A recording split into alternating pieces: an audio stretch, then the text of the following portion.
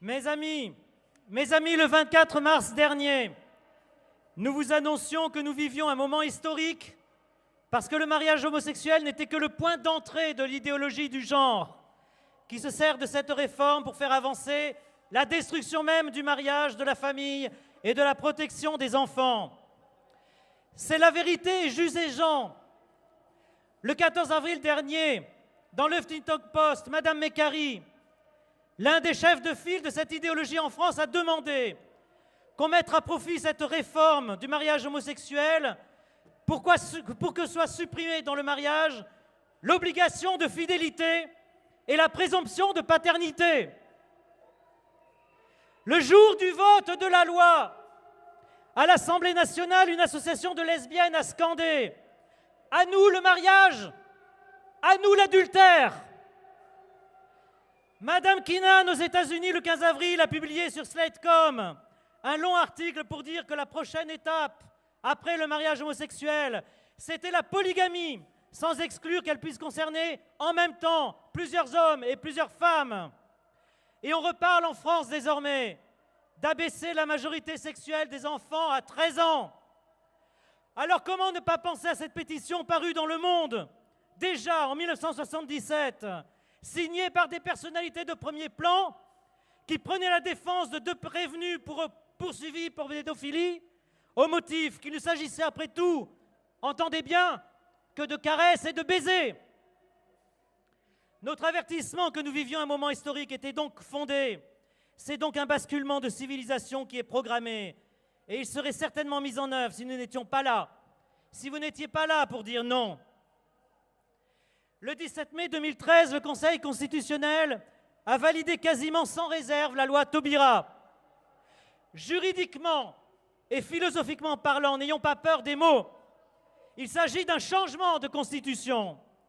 Au cœur même de cette décision, en effet, on peut lire cette phrase. Le grief tiré de ce que le mariage serait naturellement, entre guillemets, l'union d'un homme et d'une femme, doit être, en tout état de cause, écarté.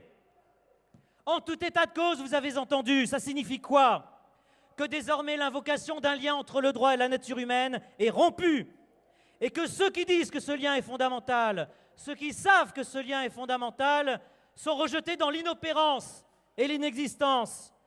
La Constitution de la Ve République, de ce point de vue, elle est morte le 17 mai 2013. Et vous a-t-on consulté sur ce changement de régime? A-t-on consulté la France? Non. Eh bien aujourd'hui, l'après 26 mai, c'est d'ores et déjà cela, le refus d'un changement de régime dont la France ne veut pas. Ce qui se passe aujourd'hui dans notre pays dépasse de loin la question du mariage homosexuel. Celui est seulement le premier bouleversement, la première pierre, fût-elle angulaire, d'une antisociété. C'est un cheval de Troie, d'une hydre dont les têtes multiples se révèlent. PMA, GPA, destruction de la filiation naturelle, polygamie, multisexe, inceste entre adultes et demain au-delà. Eh bien, ce cheval de Troie, nous le repousserons hors de la ville, car si la France est capable du meilleur comme du pire, comme l'histoire l'a montré, eh bien, c'est aujourd'hui le meilleur qui est dans la rue avec vous et qui se lève pour sauvegarder la famille, pour sauvegarder toute notre société. Alors amplifions dans le temps l'expression de notre refus. Vous le faites spontanément déjà, par les veilleurs, par toutes ces actions que vous avez menées, les comités d'accueil, par toutes ces actions que la France voit se développer devant elle. Nous refusons l'abandon de cette référence naturelle.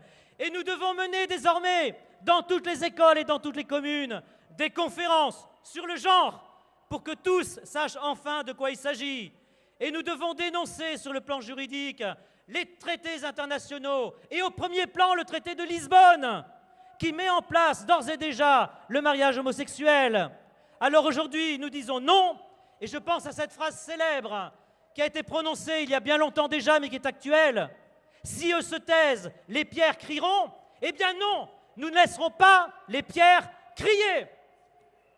Merci.